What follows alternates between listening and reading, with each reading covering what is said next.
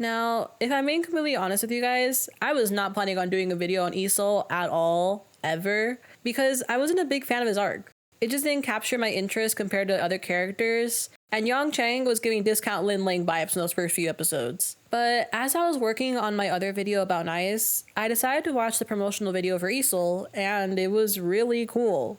And while doing some research about another major character of this show, video coming soon by the way, Esau kept popping into my mind. I read up some more on Esau, and again, it was far more interesting than I thought. So let's get started. 2 years before the Hero Commission was formed, Zero, known as the world's first hero formed by trust value, kills several other heroes who oppose him. Esau, who's 20 years old, defeats Zero and a couple of years later becomes the first X. His PV showcases his battle with Zero, now known as the Dawnfall. This is also the fight that Chang references in episode 7, being the last time Esau had used his signature move, Lightning Slash. By the time we reach Chang's arc, Esau is 56 years old. He's quite literally the standard example of the image of a hero, which is similar to Smile in terms of having that invincible demeanor. And then we have Chang. With both of his parents dying, Chang grew up as an orphan but always admired Esau for saving his life that day. He studied electronics and technology at university, and the arc begins shortly before graduation as he's trying to ask out his crush Xiaoxing to a Lucky Scion concert. Immediately, we understand that he has issues with himself as he has low self-esteem and is constantly facing rejection because he has zero trust value. But through a sequence of events in which he tries to save Xiaoxing's little brother, he ends up believing in himself, or rather Esau, for the first time, and he's now able to gather trust. What I mean by this is that at the end of Ahu's arc, we saw that although other people loved Ahu and had trust, he never gained any trust value until accepting himself and showing enough conviction. The same thing happens here, or at least that's a conclusion I came up with while watching. Chang follows the fallen hero archetype. What's the fallen hero archetype, you ask? Well, the fallen hero is a literary archetype for a protagonist who begins with noble heroic qualities but ultimately succumbs to corruption, succumbing to face-to-face turn or dark side due to betrayal, loss, personal flaws, or corrupting influences, often shifting their goals from good to evil and serving a tragic cautionary tale. Chang starts off with the same energy as Lin Ling, but more depressed, also being borderline stalked by Shang Chao because what do you mean he's always there?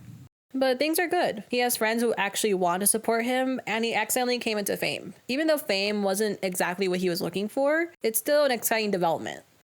Right away, Xiaoqing warns him not to let fame get to his head, and to not let himself forget who he is because of all the excitement around him.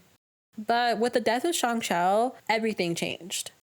His goal to meet Esau, his idol, turned into something more sinister after Esau's team threatened to sue him and Shang Chao was killed in Chang's place. All the support he had for Esau is replaced with betrayal. Esau is no longer the hero, but the villain in his eyes. And as the guy with limited resources, Chang feels even more helpless and desperate to take him down.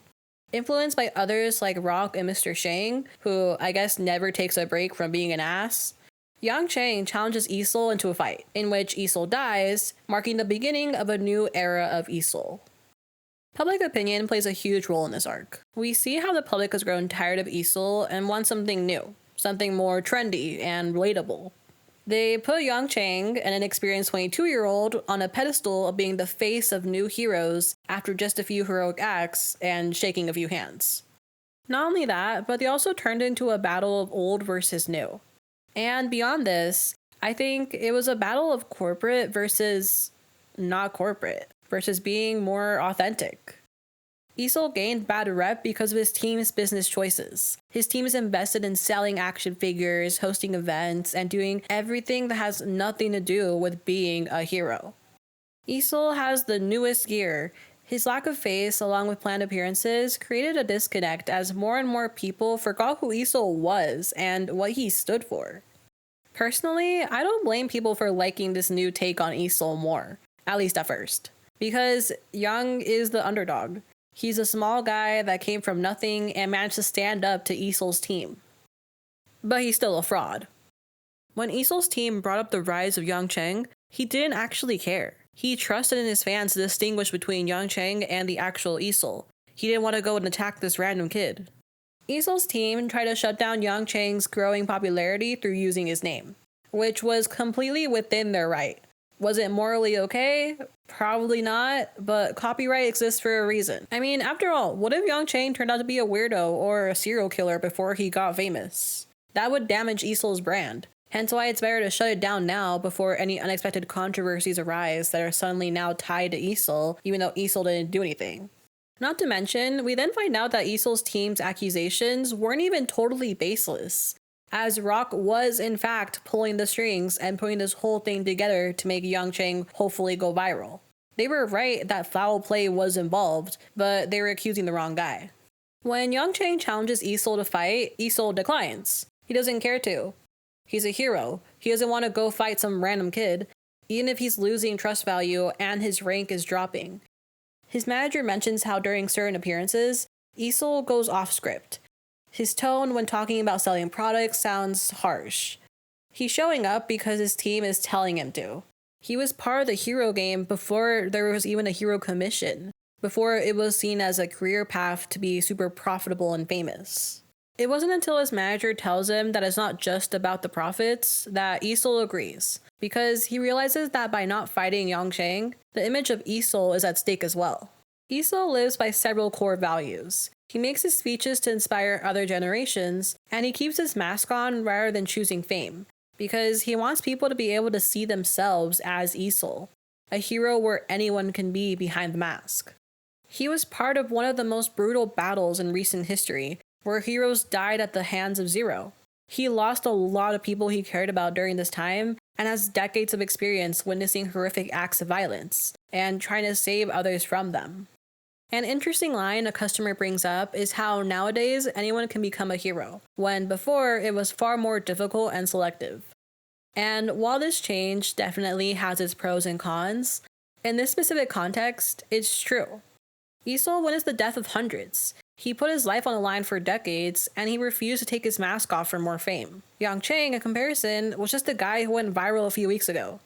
He did do a heroic act, and it was noble of him, but his lack of experience makes him far easier to manipulate, especially when the hero landscape is far more greedy than Esol's time.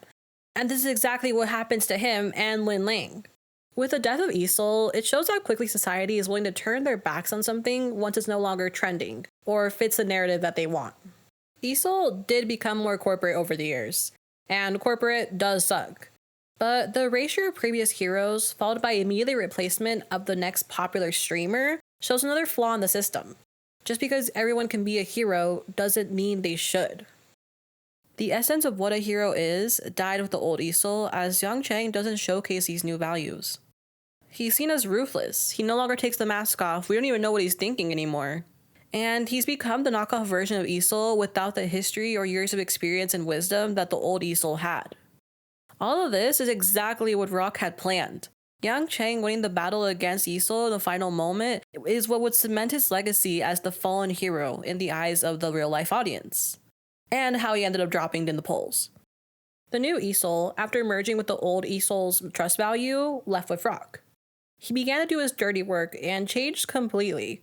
He no longer cared about pursuing Shaoxing, nor does he seem to have that same level of excitement or connection to his fans like before.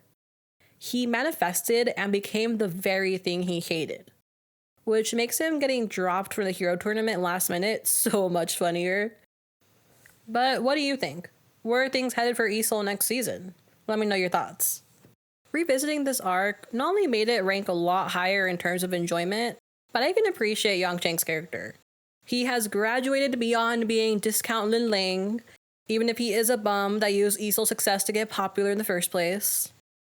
Thanks for watching. I am incredibly shocked to see how people enjoy the video on Nice, and I plan on hopefully delivering a few more videos on To Be Hero X in the far and distant future. We'll see. I'm really going through a Dongwa phase right now, if you can't tell. My link click video has been going through a crisis, and Lord of the Mysteries has been burning a hole in my list of videos to make all month. That being said, if you want to see more, feel free to subscribe. Bye.